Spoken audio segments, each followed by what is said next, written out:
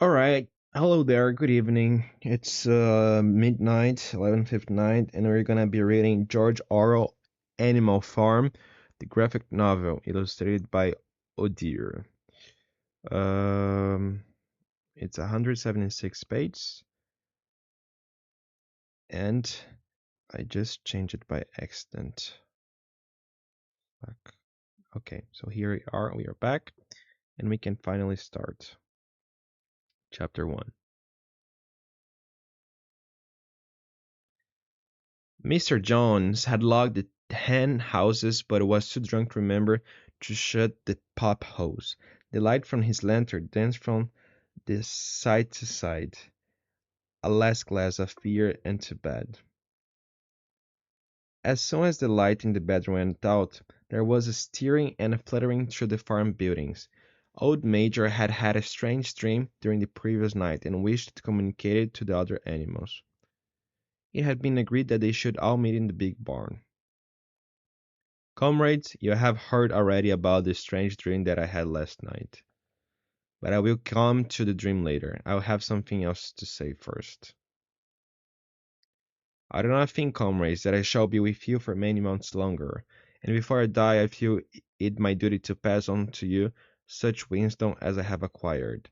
I have had a long life. I have had much time for the thought as I lay alone in my stall. And I think I may say that I understand the nature of life on this earth as well as any animal now living. It is about this that I wish to speak to you. Now, comrades, what is the nature of this life of us? Miserable, laborious, and short. We are born, we're given just so much food as will keep the breath in our bodies, and those of us who are capable of it are forced to work to the last atom of our strength. And the very instant that our usefulness has come to an end, we are slaughtered with hideous cruelty. No animal in England is free. The life of an animal is misery and slavery. That is the plain truth. But this is simply part of the order of nature. Is it because this land of ours is so poor that it cannot afford a decent life to those who dwell upon it? No, comrades, a thousand times no. The soil of England is fertile, its climate's good, and it is capable of affording food in abundance to an enormously greater number of animals that now inhabit it. The answer to all our problems can be summed up in a single word: man. Man is the only real enemy we have. Man is the only creature that consumes without producing. He does not give milk, he does not lay eggs, and he is too weak to pull the plug. Yet he is lord of all the animals. Only get rid of a man, and the produce of our labor would be our own. Almost overnight we could become rich and free. What then we must do? Why work night and day, body and soul, for the overthrow of the human race? That is my message to you, comrades. Rebellion. Remember, whatever goes upon two legs is an enemy. Whatever goes upon four legs or has wings is a friend. I'm fighting against man. We must not come to resemble him. No animal must ever live in a house, sleep in a bed, wear clothes, drink alcohol, smoke, trade, or kill. All the habits of men are evil. And above all, no animal must ever tyrannize over his own kind. We all brothers, all animals, are equal. My dream of last night was a dream of the earth as it will be when man has vanished. I cannot describe it to you, but it reminded me of an old song my mother used to sing, and the words of the song came back to me, which were, I am certain, sung by animals of long ago. Beasts of England, beasts of Ireland, beasts of every land and clime, hearken to my joyful tidings of the golden future time. Some are late, the days come, and tyrant men shall be overthrown, and the fruit fields of England shall be trod by beasts alone. Bright will shine the fields of England, and pure shall its waters be. Sweeter yet shall blow its breezes of the day that set us free. For that day we must all labor, though we die before it break. Cows and horses, geese and Turks, all must toil for freedom's sake. Beasts of England, beasts of Ireland, beasts of every land. The singing of the song threw the animals into the wildest excitement. They had the entire song by heart within a few minutes. They were so delighted with it that they sang it right through 5 times in succession. They might have continued singing all night, but unfortunately the uproar awoke Mr. Jones. Fox? Everyone fled to his own sleeping place, and the whole farm was asleep in a moment. 2. There, 3 nights later, old Major died peacefully in his sleep. During the next 3 months, there was much secret activity. Major's speech had given to the more intelligent animals on the farm a completely new outlook in life. They did not know when the rebellion would take place. They had no reason for thinking that it would be within their own lifetime, but they saw clearly that it was their duty to prepare for it. The work of teaching and organizing the others fell naturally upon the pigs, who were recognized as the cleverest of the animals. Preeminent among the pigs were 2 young boar named Snowball and Napoleon, and a small fat pig named Squealer. They had elaborated old Major's teachings into a complete system of thought, to which they gave the name of animalism. Several nights a week after Mr. John was asleep, they held secret meetings in the barn and expounded the principles of animalism to the others. At the beginning, they met with much stupidity and apathy. And rainbows in my mane? Will there be sugar after rebellion? No. Comrade, those rainbows that you are so devoted to, the badge of slavery. Can you not understand that liberty is worth more than ribbons? The pigs had an even harder struggle to counterattack the lies put upon by the Moses. A mysterious country called Sugar Candy Mountain exists. Oh yes, where it is Sunday even days a week. Moses was Mr. John's special pet, a spy, a tale-bearer, but also a clever talker. The animals hated Moses because he told tales and did not work, but some of them believed in Sugar Canyon Mountain, and the pigs had to argue very hard to persuade them that there was no such place. Now, as it turned out, the rebellion was achieved much earlier and more. In past years, Mr. John, although a hard master, had been a capable farmer, but of late he had fallen on evil days. He had become much disheartened after losing money in a lawsuit, and had taken to drink more than was good for him.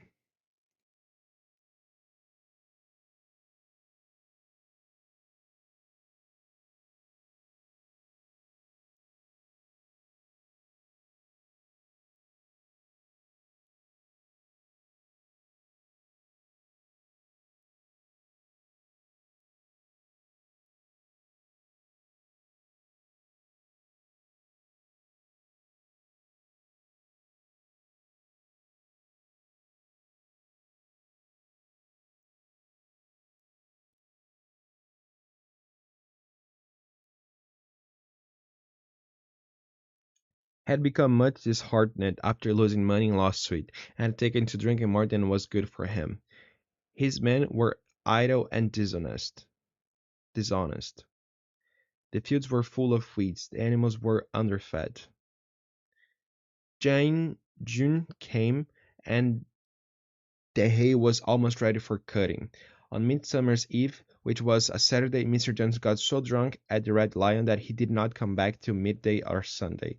The men had milked the cows in the early morning, and then had gone out rabbiting without bothering to feed the animals. At last the animals could stand it no longer. One of the cows broke at the door of the store shed with her horns, and all the animals began to help themselves from the beans. It was just then that Mr. Jones woke up. This was more than the hungry animals could bear. The situation was quite out of the men's control.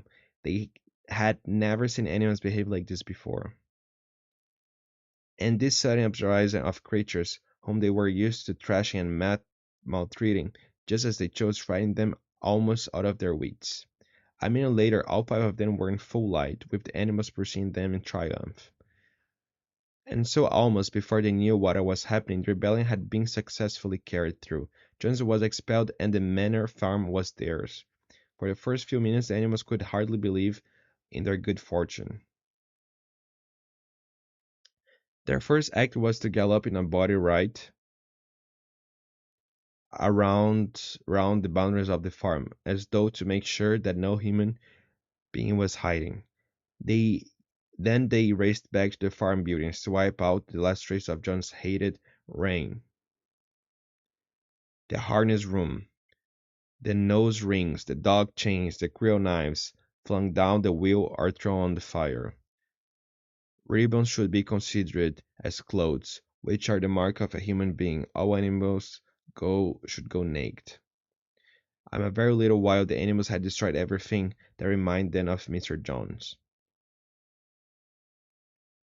Napoleon then led them back to store shed and served out a double ration of corn to everybody, with 2 biscuits for each dog. Then they sang "Peace of England" from end to end 7 times running. They settled down for the night and slept as they had never slept before. They woke up at dawn remembering the glorious thing that had happened. Yes, everything that they could see was theirs. Then they halted in silence outside the door of the farmhouse. That was theirs too, but they were frightened to go inside. Then tiptoed from room to room, afraid to speak above a whisper, and gazed with a kind of awe at unbelievable luxury. A unanimous resolution was passed on the spot that the farmhouse should be preserved as a museum. No animal must ever live there. Comrades, we have a long day before us. Today we begin the hay harvest, but another must be attended to first. The pigs But another matter must be attended to first. The pigs now revealed that during the past 3 months they had taught themselves to read and write. They had reduced the principles of animalism to self-commandments, by which all animals on an animal farm must live for ever after. 1. Whatever goes upon 2 legs is an enemy. 2. 4 legs or wings, a friend. 3. No animal shall wear clothes. 4. No animal shall sleep in a bed. 5. No animal shall drink alcohol. 6. No animal shall kill any other animal. 7. All animals are equal. Manner form. Animal form. Now, comrades, to the hayfield. Let us make it a point of honor to get the harvest more quickly than Jones and his men could do. But the cows had not been milked for 24 hours. The pigs sent for a bucket and milked the cows fairly successfully. Soon there were 5 buckets of frothing cream milk, at which many of the animals looked with interest. Never mind the milk, comrades. The harvest is more important for our comrades. When they came back in the evening, it was noticed that the milk had disappeared. 3.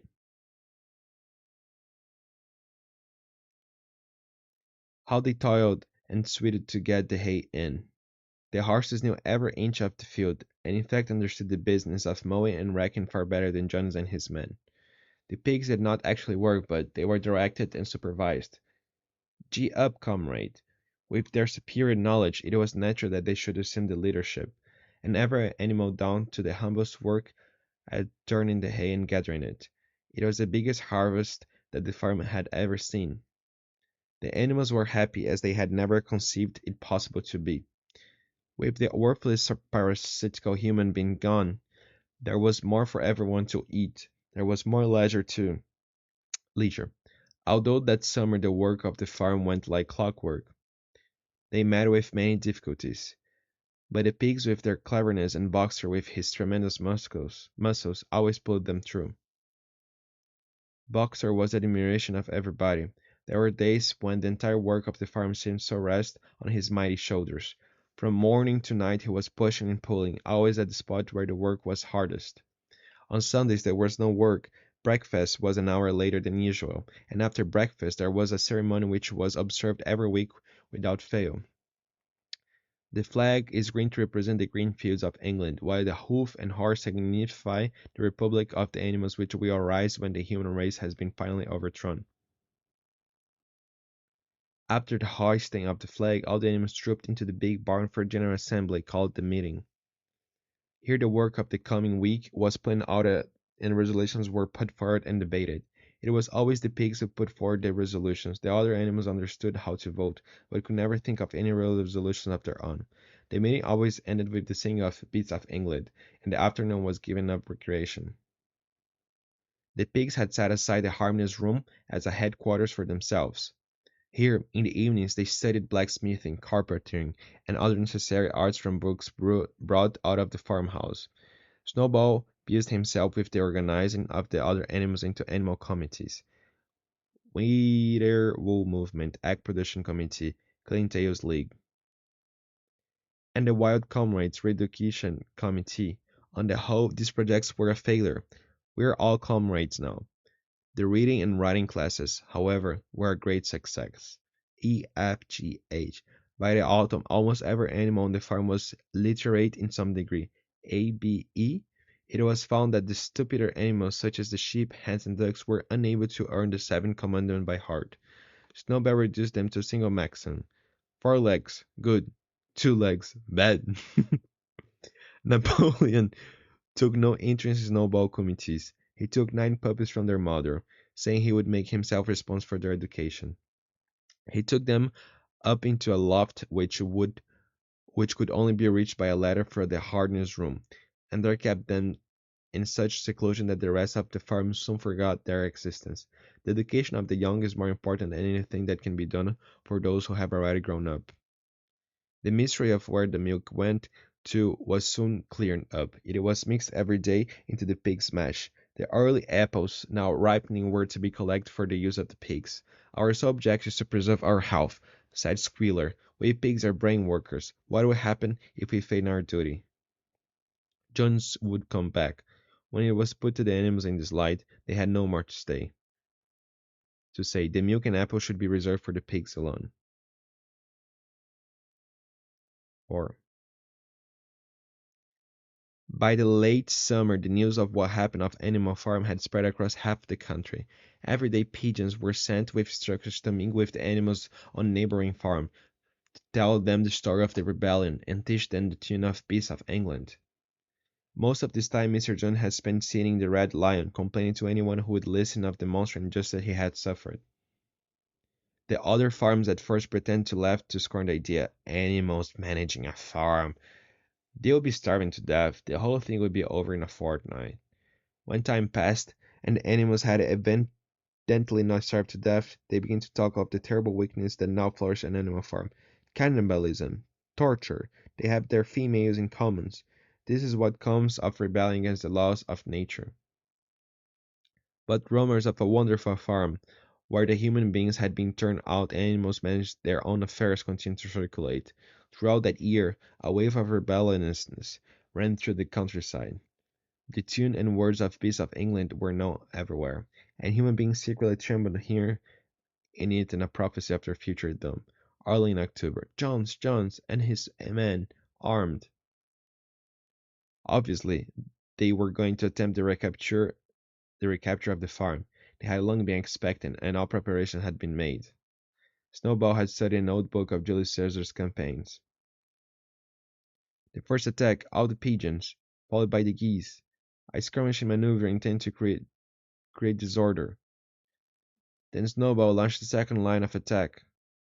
Suddenly retreat. The animals turned and fled into the yard. The men gave a shout of triumph. They saw their enemies in flight, and rushed after them in disorder. This was just what Snowball had intended: an ambush in the cowshed. The men were gored, kicked, beaten, trampled on. There was not an animal on the farm that did not take vengeance on them after his own fashion. And so within 5 minutes of their invasion, they were in ignominious retreat. An impromptu celebration of the victory was held immediately. The flag was run up and Peace of England was sung a number of times. A sheep who had been killed was given a solemn funeral, and after much discussion, the battle was called the Battle of the Cowshed. 5. In January, there came bitterly hard weather. The earth was like iron, and nothing could be done into the fields. Many meetings were held in the big barn. The pigs occupied themselves with planning out the work of the coming season. It had come to be accepted that the pigs should decide all questions of farm policy. This should have worked well enough if I had not been for the disputes between Snowball and Napoleon. These two disagreed at every point. Each had his own following, and there were some violent debates, but none was so bitter as the one that took place over the windmill. In the long pasture, not far from the farm buildings, there was a small knoll which was the highest point on the farm. After surveying the ground, Snowball declared that it was just the place for a windmill. which could be made to operate a dynamo and supply the farm with electrical power. This will light the stalls and warm us in winter, and will also run a circular saw and electrical milking machine. The animals listened in astonishment while Snowball conjured up pictures of fantastic machines which would do their work for them.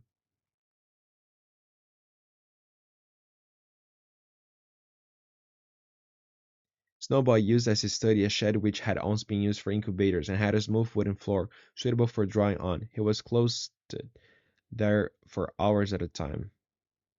Gradually, the plants grew into a complicated mess covering more than half the floor, which the other animals found completely unintelligible, but very impressive. All of them came to look at Snowball drawings at least once a day. Only Napoleon held aloof, had declared himself against the windmill from the start. The great need now is to increase food production, and procure firearms and train ourselves in the use of them. Firearms. If we can defend ourselves, we're bound to be conquered. If rebellions happen everywhere, we would have no need to defend ourselves. The whole farm was deeply divided. At least, at last the day came when Snowball's plans were completed. At the meeting on the following Sunday, the question of whether or not to begin work on the windmill was to put on to vote.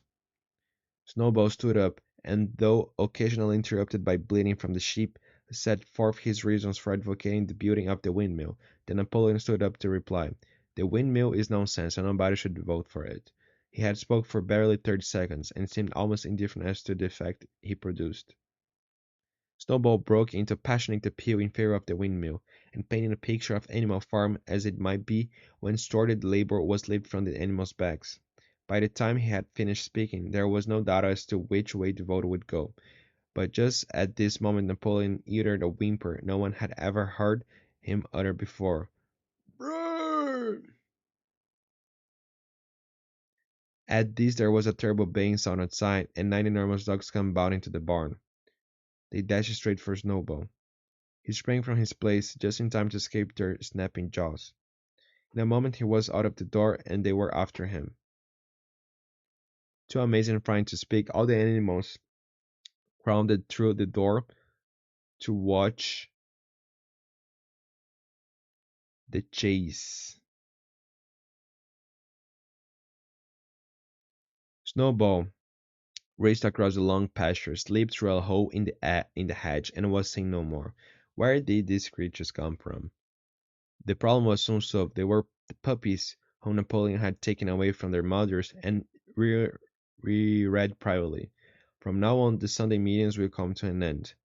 All questions related to the working of the farm will be settled by a special committee of pigs, presided over by myself. Afterwards, Squealer was sent round the farm to explain the new arrangements to the others. I trust that every animal here appreciates the sacrifice that Comrade Napoleon has made in taking the extra labor upon himself. Do not imagine that leadership is a pleasure. No one believes more firmly that Comrade Napoleon that all animals are equal. He would be only too happy to let you make your decisions for yourselves, but sometimes you might make the wrong decisions, and then where should we be? Suppose you had decided to follow Snowball, who, as we know now, was no better than a criminal. So every Sunday morning, the animals assembled in the big barn to receive their orders for the week. The school of Old Major had been disinterred from the orchard after the hoisting of the flag. The animals were required to file past the school in a reverent manner before entering the barn. On the third Sunday after Snowball expulsion, the animals were somewhat surprised to hear Napoleon announce that the windmill was to be built after all. That evening, the schooler explained privately to the other animals that Napoleon had never in reality been opposed to the windmill. On the contrary, it was he who had advocated in the beginning, and the plan which Snowball had drawn on the floor of the incubator shed had actually been stolen from among Napoleon's paper. The windmill was in fact Napoleon's own creation.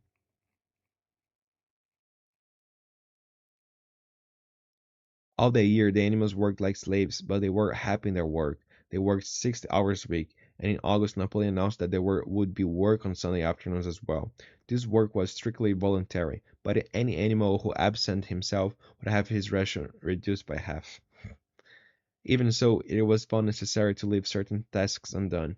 The harvest was little less successful than in the previous years, and the ploughing had not been completed early enough.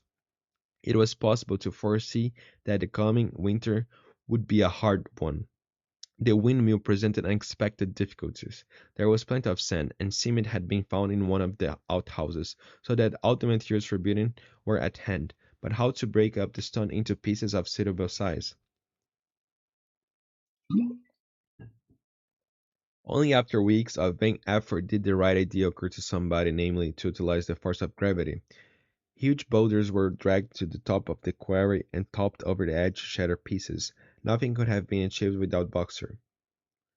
By late summer, a sufficient store of stone had accumulated, nevertheless, as the summer wore on.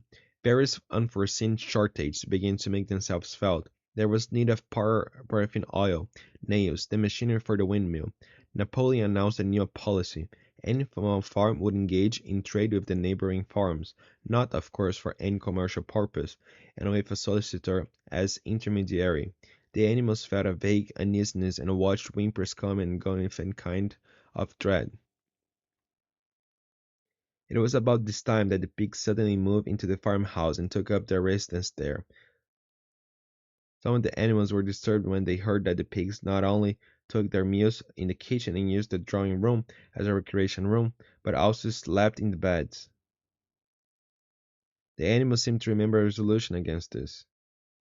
The rule was against sheets, a human invention. A bed merely means a place to sleep in. It is also more suited to the dignity of the leader. By the autumn, the animals were tired but happy. They had had a hard year, and after the sale of part of the hay and corn, the store of food for the winter were none too plentiful. But the windmill compensated for everything. It was almost half built now.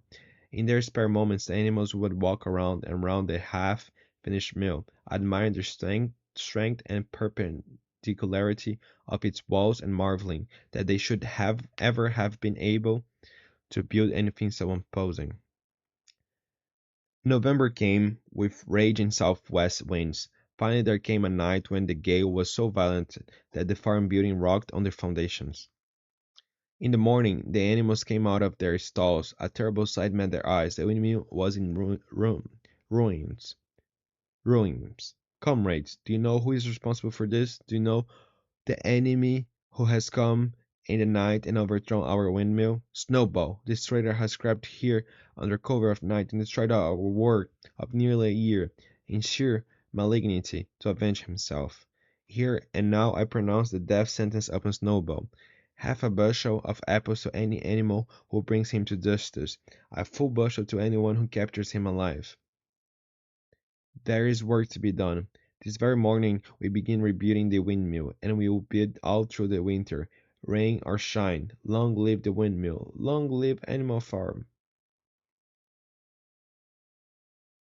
7. The animals carried on as best they could with their building of the windmill, but it was cruel work. They were always cold and usually hungry as well. In January, the corn ration was drastically reduced. For days at a time, the animals had nothing to eat but chaff and mangoes. Starvation seemed to stare them in the face. The hens must surrender their eggs. The price of this will pay for enough grain and milk to keep the farm going. The hens had not believed that it would really happen. For the first time since the expulsion of Jones, there was something resembling a rebellion. To take our eggs now would be murder.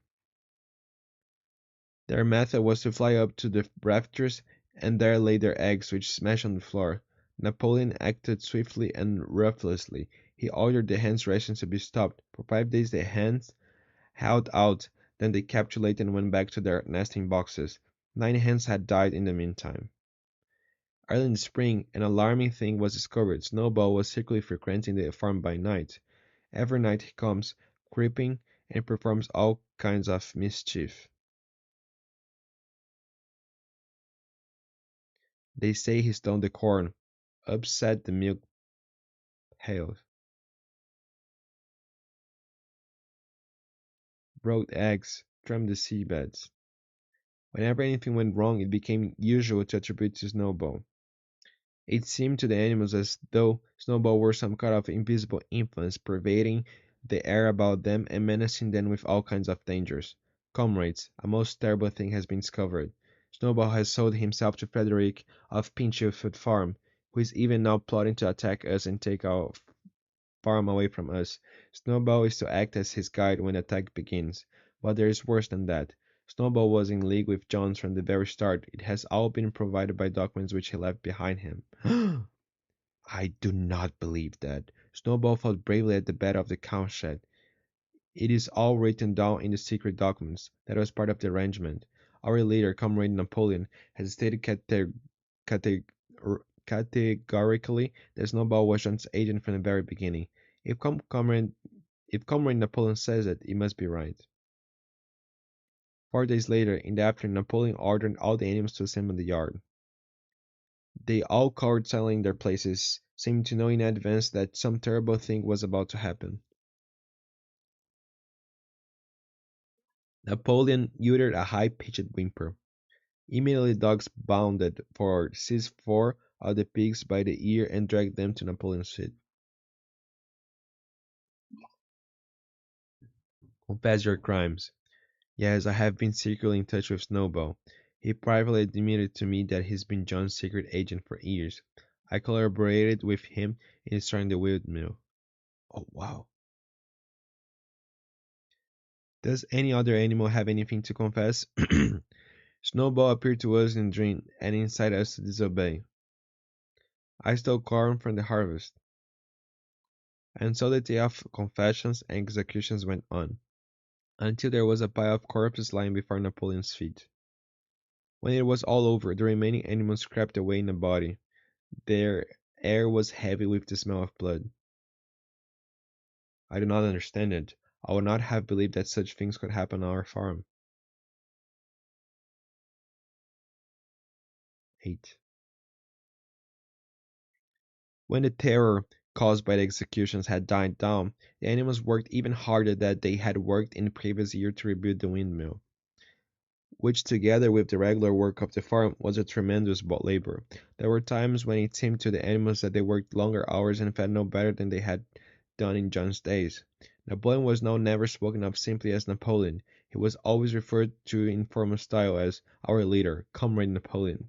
The pig liked to invent for him such titles as Father of all animals or Terror of mankind.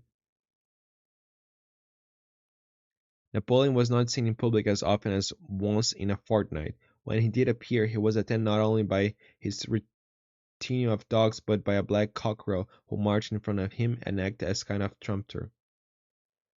It had become usual to give Napoleon the credit for every successful achievement and every stroke of good fortune. In the autumn, by a tremendous exhausting effort, the windmill was finished. They thought of how they had labored, what discouragements they had overcome, and the enormous difference that would be made in their lives when the sails were turning and the dynamos running. Tired out but proud, the animals walked round and round their masterpiece, which appeared even more beautiful in their eyes than when it had been built at the first time. Moreover, the walls were twice as thick as before. Meanwhile, through the agency of Whymper, Napoleon was engaged in complicated negotiations with neighboring farmers, Frederick and Pilkington. At the same time, there were renewed rumors that Frederick and his men were plotting to attack Animalfarm and to destroy the windmill. Sentinels were placed at all the approaches to the farm, and 4 pigeons were sent to Pilkington with consolatory messages. The next very morning the attack came. The lookouts came racing in with the news that Frederick and his followers had already come through the 5-barred gate. Boldly enough, the animals sailed forth to meet them. But this time they did not have the easy victory that they had in the Battle of the Cowshed. 15 men, with half a dozen guns between them, opened fire as soon as they got within 50 yards. The animals could not face the terrible explosions and the stinging pellets and were soon driven back. A number of them were already wounded. The whole of the big pasture, including the windmill, was in the hands of the enemy. A murmur of dismay went round. They were going to knock the windmill down. Impossible. We have built the walls far too thick for that blasting powder. Oh. The windmill had ceased to exist. At this sight, the animals' courage returned to them. The fear and despair they had felt a moment earlier were drowned in their rage against this vile, contemptible act. Without waiting for further orders, they charged forth in a body and made straight for the enemy. This time they did not heed the cruel pillars that swept over them like hail. It was a savage, bitter battle. The men fired again and again. A cow, 3 sheep, and 2 Gs were killed. Nearly everyone was wounded. But the men did not got unscathed either. And when the 9 dogs of Napoleon's own bodyguard suddenly appeared on the men's flank, panic overtook them. They saw that they were in danger of being surrounded. Frederick shouted to his men to get out while the good going was good, and the next moment the cowardly enemy ran for dear life. The animals had won, but they were weary and bleeding. Slowly they began to lean back. They heard from the direction of the farm the sullen booming of a gun to celebrate the victory. What victory? But when the animals saw the green flag flying, heard the gunfire again, and heard the speech that Napoleon made, congratulating them on their conduct, it did seem to them after all that they had won a great victory. The animals slain in the battle were given a solemn funeral. 2 whole days were given over to celebrations. There were songs, speeches, and more firing of the gun, and a special gift of an apple was bestowed on every animal. It was announced that the battle would be called the Battle of the Windmill. 9. Boxer's split hoof was long time in healing. They had started the rebuilding of the windmill the day after the victory celebrations were ended. Boxer refused to take even a day off work. He had only one real ambition left, to see the windmill wander way before he reached the age of retirement fixed for horses and pigs at 12. Boxer's 12th birthday was during the late summer on the following year. Meanwhile, life was hard. The winter was as cold as the last one had been, and food was even shorter. Once again all rations were reduced except those of the pigs and dogs. Jones and all he stood for had almost faded out of their memories. They knew that life nowadays was harsh and bare, that they were often hungry and often cold, and that they were usually working when they were not asleep. But in those days they had been slaves, and now they were free. There were many more mouths to feed now, for sows had all littered about simultaneously producing 31 young pigs between them. It was possible to guess at their parentage. They were given their instructions by Napoleon himself, and were discouraged from playing with the other young animals.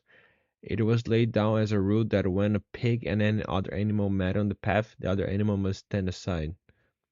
But if there were hardships to be borne, they were partly offset by the fact that life nowadays had a greater dignity. There were more songs, more speeches, more processions. Long live Comrade Napoleon!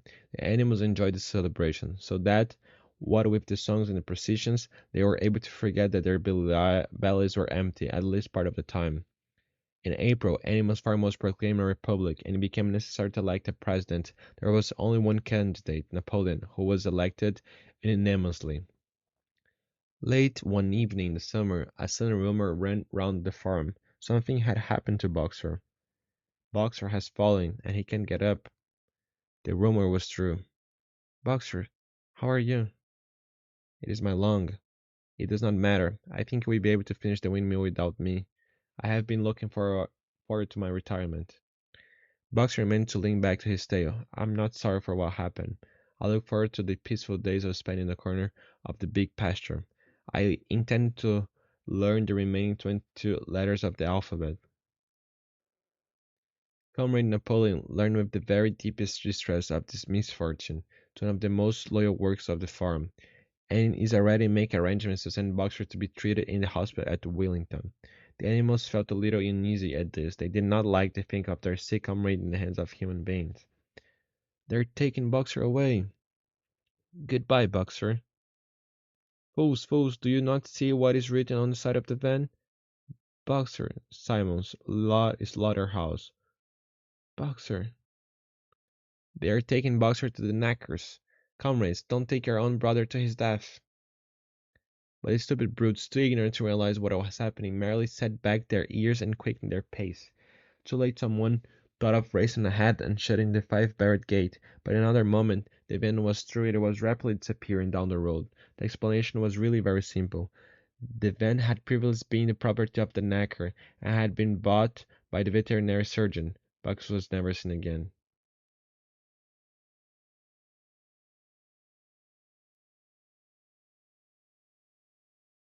Then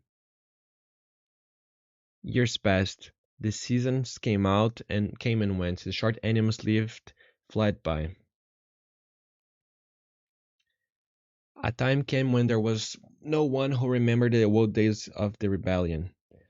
There were many more creatures on the farm, and it was more prosperous now. The windmill had been successfully completed at last. Somehow it seemed as though the farm had grown richer, without making the animals themselves any richer, except, of course, for the pigs and the dogs. Perhaps this was partially because there were so many pigs and so many dogs. As for the others, their life, so far as they knew, was it had always been. Was as it has always been. They were generally hungry, they slept at straw, they labored on the fields. And yet the animals never gave up hope. More, they never lost, even for an instant, their sense of honor and privilege in being members of Animal Farm. They were still in the only farm in the whole country, in all England, owned and operated by animals. None of the old dreams had been abandoned. No creature among them went up on two legs. No creature called any other creature master. All animals were equal. On a pleasant evening, when the animals had finished work and were making their way back to the farm building, they heard the terrifying neighing of a horse. It was Clover's voice. She had seen a pig walking on his hind legs. There was a deadly scene. It was as though the world had turned upside down. Four legs good, two legs better. Four legs good, two legs better. All animals are equal, but some animals are more equal than others. After that, nothing seemed strange. That evening, loud laughter and bursts of singing came from the farmhouse, and suddenly the sound of the mingled voices the animals were stricken with curiosity. What could be happening there? Now that for the first time, animals and human beings were meeting on terms of equality. A deputation of neighboring farms had been invited to make a tour of inspection. It is a source of great satisfaction to me and to all other present, to feel that long period of mistrust and misunderstanding has come to an end. The farmers had been nervous about the effects upon their own animals, or even upon their own human employees, but all such doubts are now dispelled. What have we found? Discipline and orderliness, which should be example to all farms everywhere. The lower animals on Animal Farm do more work and receive less food than animals in the country. Between pigs and human beings there's not and there need not to be any clash of interest whatever. A toast to the prosperity of Animal Farm. For a long time there were rumors that there was something submersive and even revolutionary in the outlook. Nothing could be further from the truth. But some change should have the effect of promoting confidence still further. Animals addressing one another as comrade. This is to be suppressed. And Animal Farm is to be known as the Manor Farm, which I believe it is correct and original name. Here is my toast to the prosperity of the Manor Farm. The creatures outside looked from pig to man, and from man to pig, and from pig to man again. But already it was impossible to say which was which.